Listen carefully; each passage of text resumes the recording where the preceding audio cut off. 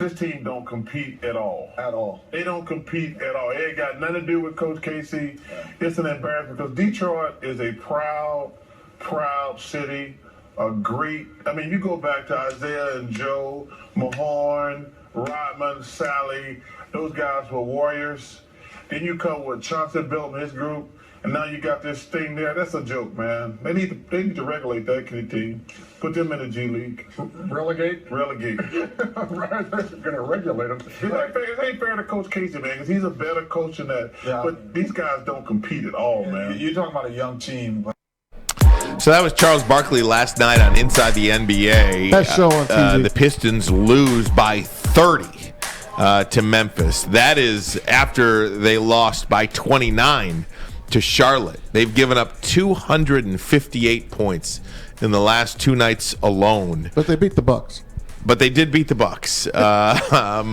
So there's that. I want to bring Tim McCormick back, Bally Sports Detroit Pistons analyst. Tim, you see this team every night. What do you make of what Barkley said, and what has not happened for Detroit this year? Yeah, I watched Charles. Kenny Smith was very critical as well. I can see exactly what they're saying, and the lack of energy shows up the most on the defensive end. And after maybe their best two performances of the year back to back, they had their two worst. And I know that you could say, hey, they've had COVID, they've had injuries, they've had rest situations, they've got a lot of guys coming in and out. I don't buy that. Some of the defensive breakdowns were unconscionable. You've got to know who your man is. You've got to sprint to him. You've got to sprint back on defense. You've got to play physical and block out. And I just don't feel like these young guys have that junkyard dog in them. And when you think about when I came into the league as a rookie, I had played 4 years of college. I was 23 years old. And I was still by far the youngest guy in the team. And I had a bunch of old school veterans that get on me. They made me pay my dues. I had to buy them donuts. I had to get them towels. I had to get them a Gatorade. I mean, they called me out if I didn't do what I was supposed to do. And that was a great way to learn, because eventually I feel like I became that vet that coached the young guys. When you look at the Pistons lineup the last couple nights, 23 years old, that's the average of their entire roster. Jeremy Grant's not there. Kelly Olynyk is not there. There's not one old school vet that can get in their face and say, this is not the way that good teams play. And then conversely, if you watched Memphis last night, man, they've got a bunch of tough guys that went at the Pistons from the very start. They talked trash. They were blowing kisses. They were embarrassing the Pistons, and there was really no response. And that's what happens when you've got young guys that don't understand. Yeah, that's where I was going to go with. I don't even know if I had a question. I was going to actually just start with Sir Charles and say, hey, man, relax a little bit. Yeah, I understand what you're saying, but you're talking about in the past 7 games, you've had legitimately 3 players from the Detroit Pistons that were on the original roster, and then you've had a bunch of individuals that have come up. We had D. Walton in here yesterday. You had G League guys that are filling in the roster. I mean, they had 8 G League and 10-day contracts when they beat the Bucks a couple games ago, and they beat the Bucks. They beat San Antonio on the last second shot. So they fight when they can, but I think it goes back to what you said.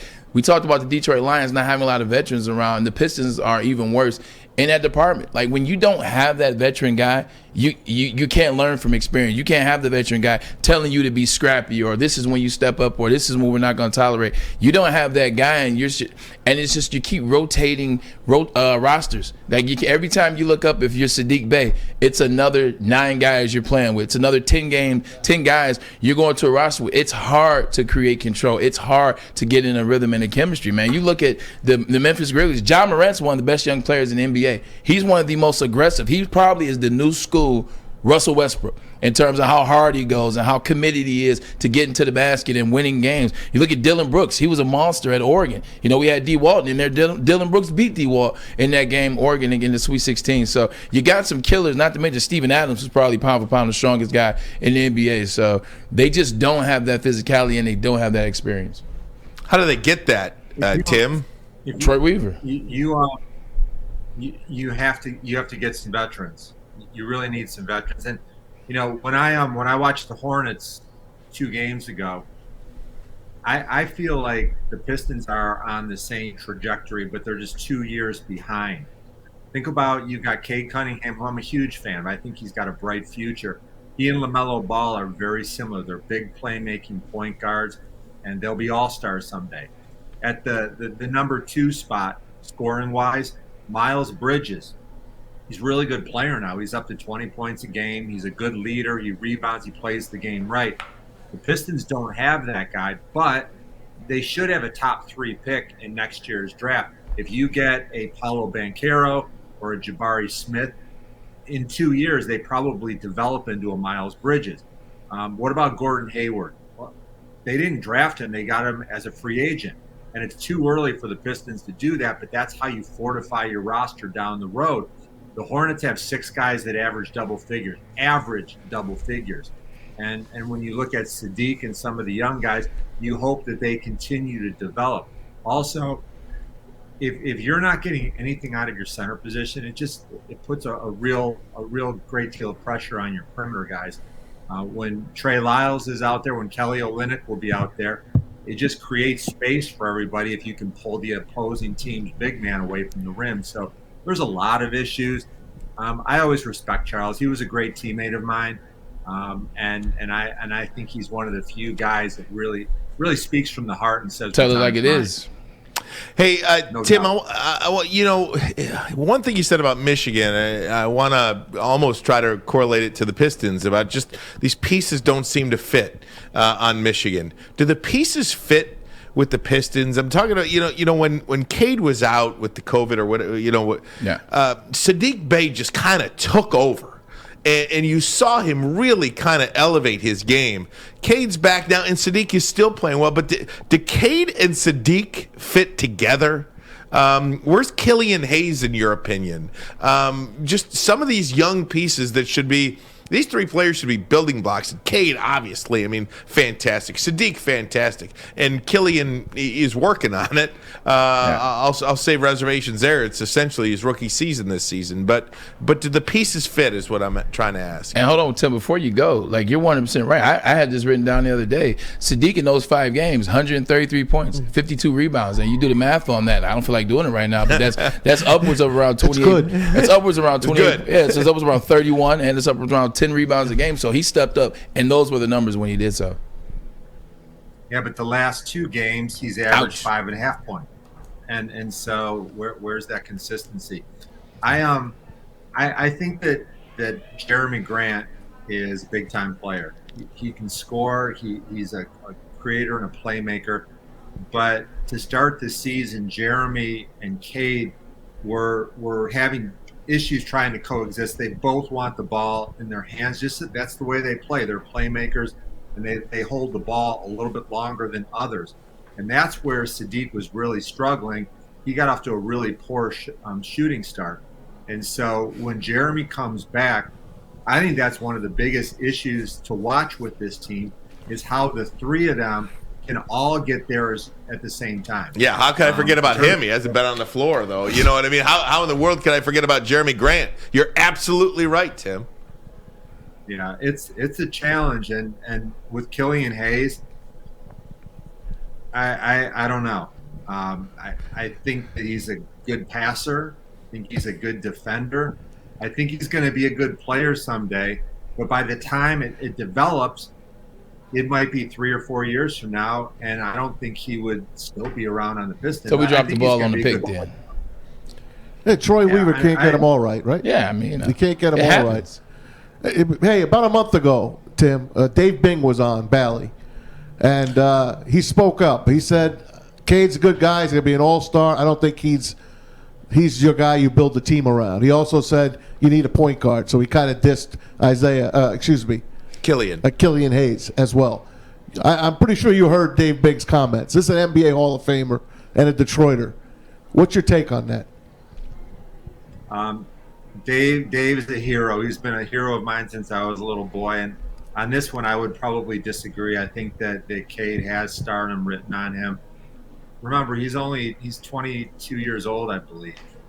and he's got a lot to learn. And he can score with the best of them. He's a big playmaker. He's very talented, high IQ. He wants to win. I think he's going to be a really good player. I see him as a future All-Star. Two things. One, Dad told me to tell you what's up, Tim. He just texted me, told me to tell you what's going on. So I had to pass that message along. I still can get in trouble at 38. Crazy individual thing. But the other thing is, too, as individuals get older, and we talk about this all the time. We talked about it yesterday, the day before. Sometimes when individuals get to that age, 70, 75, 80, sometimes 60, 65, they say whatever the hell they feel like. And sometimes they miss words. When I heard that, my interpretation of it was, I don't think the Pistons can win with just Cade Cunningham and the point guard that they have. What I heard was they have Cade. I like Cade as a piece, but I think they need another piece as well to win. That's the way I took it. I could be wrong. I could be just trying to be nice because I do love Mary Bean. And like you, I want to make sure I stay friends with him. But I think he might have just meant that. Like, you can't win with just Cade Cunningham because he was so quick to talk about needing a point guard behind that. So I think maybe that's what he meant. Maybe you can't win with just Cade Cunningham. So I could be wrong, though. I think you're right, Braylon. And point guard is the most important position in the game of basketball. Yeah. They make everybody else's job easier. And Cade certainly has point guard skills. And if you put a dynamic player next to him, it's going to just make him better. Just imagine for a second that Memphis wanted Zion Williamson, but they got the number 2 pick instead, and they get John Morant. Can you imagine if you put John Morant in the Pistons lineup, how everybody all Instantly. of a sudden is getting instantly. Instantly. And so you've got to hit a home run on someone like that. And can when you look at the Pistons, who gets by their guy? Just busts by, gets to the lane, gets layups, get fouled, kick out for threes. They don't have that playmaker off the dribble. And I think that Cade would become unstoppable if he played with a John Morant. If you don't think point guard is the most important position in basketball, just look at the Phoenix Suns last year and what they did when they added Chris Paul to their team. They went to the finals and should have won. You're absolutely right. And Most important position. Look at the Lakers this year with Russ. Hey, we can't thank you enough, Tim. Thanks so much for the time. Hope to do it again soon, my friend. Definitely. Check out Tim, Bally Sports Detroit Pistons analyst, Gotta and of hit the course lives NBC again. Sports college basketball analyst. Tim will be watching tomorrow, baby. Go Blue. Go, Tim. Michigan State tomorrow. I Thanks, might be buddy. there, Tim. I think I might be there. All right, I'll see you there. I'll be in the house too. Thanks for Sounds the good. I'll text time. you.